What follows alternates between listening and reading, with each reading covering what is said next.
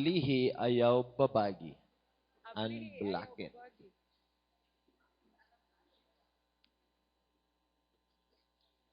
Praise God. Kaya mo na mo sa pagpanglingkod.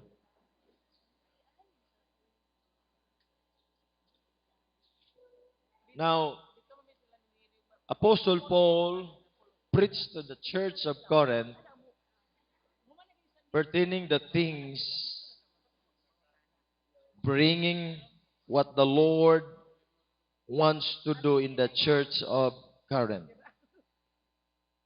Dala ni Pablo, maigsoon ko ang revelation sa Ginoo, ang butang gusto sa Ginoo nga buhaton sa Dios sa iglesia sa Korinto. Si Pablo ni adto maigsoon ko sa maong dapit nga full of inspiration. Kay laliman kag ikaw ang unang gipadaygan sa butang nga buhaton sa Ginoo sa lugar nga imong adtuan.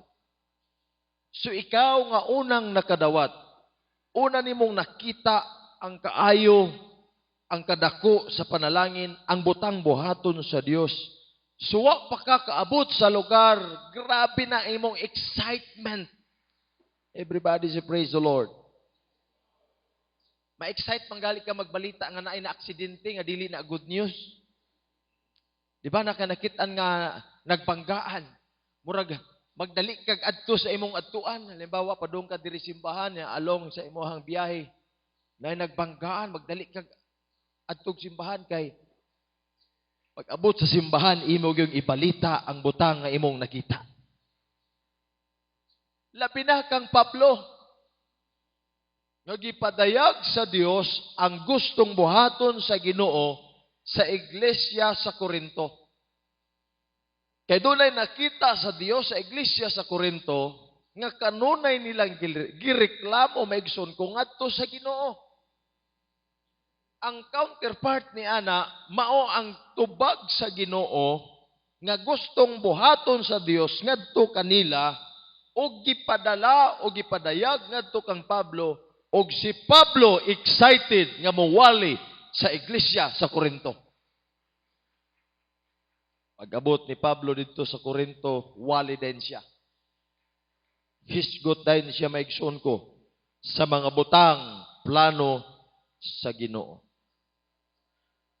Kung unsa kataas ang level sa iyang excitement, maupod ka ubos ang level sa pagdawat sa iglesia sa Korinto. Di ba, way lami nanging ana? Nang naakay balita, yan ang excited kaya kan ako i-share sa imo. Nagipadayag ang Ginoo. Nako ingani niya ang imong giistoryahan. Sorry, busy ko. Siguro kana para sa imo ra. Tuga tando-tandoan ra ka. Para mahuman kag yaw-yaw. Manaka. Sige, ikaw na. Baliktad ang acceptance sa simbahan sa Corinth. Maunang si Pablo maigsoon ko, nagwali sa ikaduha, maigsoon ko nga mga pagwali. Iyang unang giwali, maigsoon ko about sa giyera sa espirituhanong bahin. Wali na po siya, maigsoon ko sa otoridad, gagihatag sa Dios, ngadto kaniya. But it seems wala ay effect mga igsoon og iyang giwali maigsoon kong ikatulo maigsoon ko nga matod pa niya tinuod ang akong otoridad dunay limitasyon. Ako nagawali dili tungod labaw sa akong limitasyon sa akong otoridad, pero nianhi ko kaninyo aron sa pagpahibalo sa plano sa Dios nga kung unsa may imong limitation, pwede nang padakuon sa Ginoo.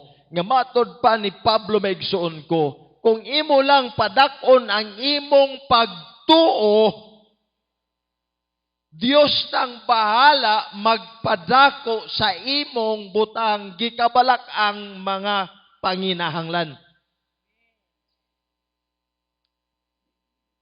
Gi-exhort ni Pablo maigsoon ko ngadto sa iglesia sa Corinto kay nganuman sa una sa ikaduha niyang pagwali maigsoon ko naigo sila sa mga mensahe ni Pablo instead nga mo respond sila nga mo accept sila maigsoon ko mohatod sa paghinulsol they begin to blame God and the rest of God's people.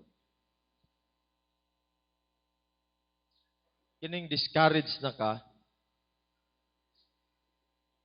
pag naay mga good advices, naay mga good ideas, pag ikaw nga discouraged na minaw, it seems nga murag para dili para sa imo.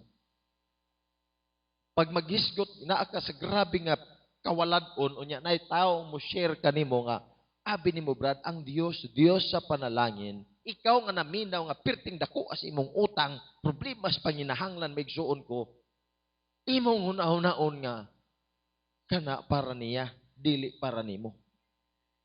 Mo nay nahitabo maigsuon ko sa iglesia sa Corinto. Daghag isulti si Pablo, hinumdumi ang nadawat ni Pablo dili para niya, para sa ila, gikan sa Dios nga revelation para sa ila. Pero samtang gi-share ni Pablo ngadto kanila, lahi ang ilang response. They begin to blame others. They begin to point their hands to somebody else.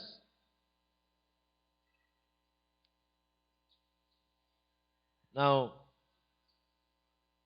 nakatisting na mo maigsoon ko o gamit og social media. Diyan may nakatisting diri og social media. Any kind of social media. Twitter, Facebook, Instagram,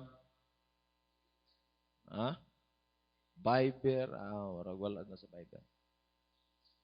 Wala mo katisting? Luya po ninyo eh.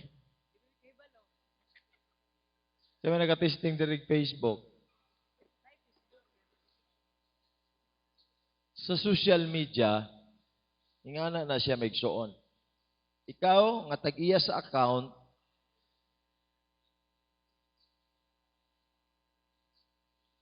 ikuan ragod siyo katugaling sa Facebook account nga pwede niyo mo i-block ang imong mga followers. Katong homepage katong nga page. Ikaw nga tag-iya sa account, ikaw ang magbuot unsa imong buhaton. Naa diha maigsoon ko gitawag nga kinsa man mangutana ang host. Kinsa may gusto nimong makakita nimo? Intero kalibutan, kaduhang kapilian. Imurang mga accepted friends, ikatulo, or ikaw ra gyud. Pag imong pilion ang ikaw ra gyud, wa gyud lain makakita, ikaw ra gyud. Pag pilion nimo ang mga friend, accepted friend lang ang makakita sa imo, sila lang ang makakita. Pero imong pilion pod ang open, intiro kalibutan, pwede kang tan-awon unsay naa sa imong account. Unsay sulod sa imong account. Now, diha maigsoon ko sa imong social media account, doon na kalabutan maigsoon ko sa netabo sa Corinto. Sa ila lang panahon, dili to high-tech. Dili high-tech. Sa ato, high-tech na. Pero ma-apply ni into spiritual. Sa imong account, labi mag-post ka mga igsoon ko, magbutang kag video, magbutang kag picture.